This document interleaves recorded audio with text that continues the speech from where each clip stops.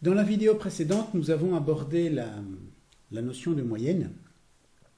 Et on va voir maintenant une caractéristique qui est également un inconvénient de l'utilisation de la moyenne, qui est que ce paramètre est fortement influencé par des valeurs dites extrêmes.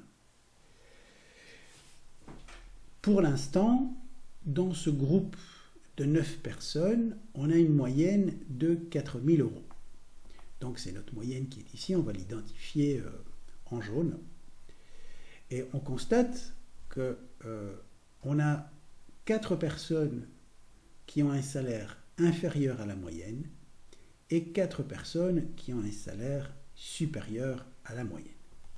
Et donc ça c'est ici, c'est notre moyenne qu'on retrouve ici sur base de la formule Excel. Donc ici vous voyez c'est la formule Excel, tandis qu'ici c'est un calcul sur base des cellules, enfin un calcul plus manuel.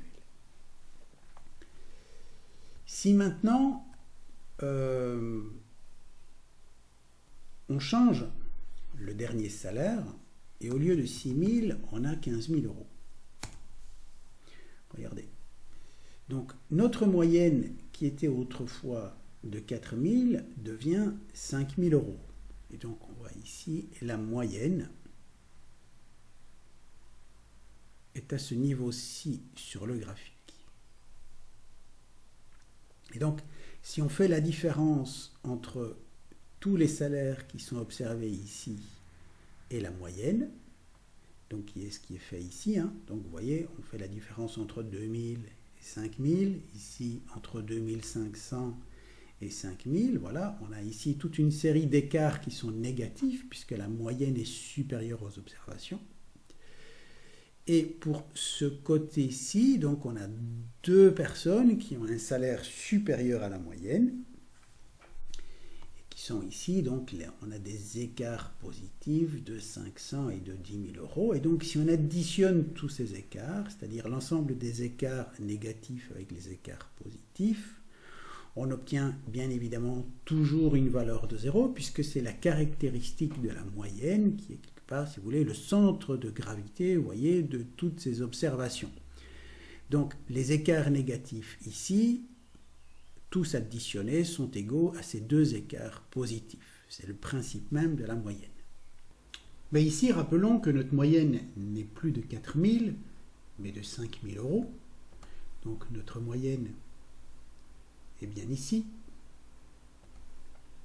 Et donc, on a en fait 1, 2, 3, 4, 5, on a 6 personnes qui ont un salaire plus faible que le salaire moyen et 2 personnes qui ont un salaire plus élevé que le salaire moyen. Donc le fait d'avoir un salaire extrême, en tout cas que l'on peut qualifier statistiquement comme extrême, donc si on le compare à tous les autres salaires qui sont ici, vous voyez, fait en fait modifier notre moyenne qui passe de 4 000 à 5 000 €. Alors autrefois nous avions une moyenne qui coupait notre population en 2 sous-groupes, vous voyez, avec le même nombre d'effectifs. On avait ici en fait 5 salaires plus faibles et 5 salaires plus élevés. Dorénavant, ce salaire extrême fait qu'on a 6 salaires plus faibles et 2 salaires plus élevés que la moyenne. Et donc, on le voit sur le plan de l'analyse de la tendance centrale, la moyenne n'est pas nécessairement un critère pertinent. Et ce qui est intéressant, c'est en complément de la moyenne, de pouvoir utiliser un autre paramètre statistique qui, en fait, coupe la population en 2 sous-groupes comportant le même nombre d'effectifs. Et ça, c'est ce qu'on appelle la médiane. Et donc, la médiane, ça va être parmi toutes les observations qui ont été réalisées, c'est-à-dire parmi les différents salaires qui sont ici, quel est le niveau de salaire qui coupe l'ensemble de ces observations en 2 sous-groupes identiques. Alors, on va utiliser pour ça la formule dans Excel. Et on voit que ici, c'est 4 000 euros. Et donc, 4 000 euros, c'est notre médiane.